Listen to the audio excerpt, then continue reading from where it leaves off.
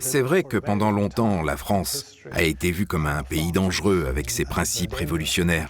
Et une des choses les plus amusantes, c'est que la Marseillaise a été longtemps interdite dans de nombreux pays à cause de ses connotations révolutionnaires.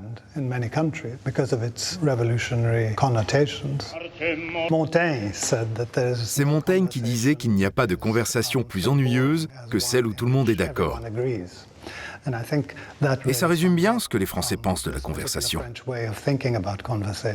Parce qu'en réalité, c'est un moment social. C'est une façon de prendre langue avec l'autre, dans le but de construire une relation. L'intellectuel public, c'est quelqu'un qui utilise son capital culturel, le capital qu'il ou elle a acquis et qui l'a rendu célèbre, pour intervenir sur des sujets politiques, économiques et sociaux.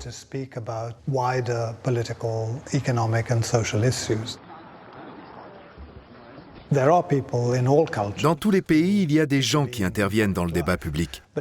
Mais dans la plupart des cas, ce sont des journalistes, des commentateurs. Ce qui est différent en France, c'est que depuis 2 ou 3 siècles, vous avez cette tradition d'intellectuels qui expriment leurs pensées sur tous les sujets qui intéressent la société.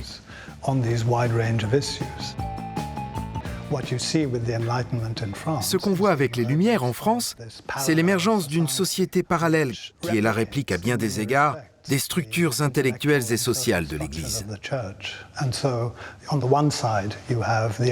Donc d'un côté, vous avez l'Ancien Régime, représenté par la monarchie et le clergé, et de l'autre, vous avez ce qu'on pourrait appeler le nouveau clergé, les nouveaux clercs, qui s'imposent comme guide spirituel de la nation.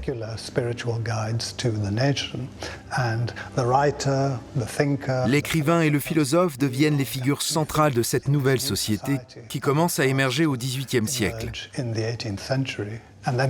et qui continue à s'imposer jusqu'à la Révolution et encore aujourd'hui.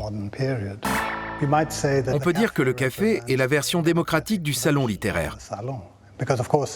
Parce que le salon est un espace socialement restreint, alors que le principe du café, c'est qu'il est ouvert à tout le monde.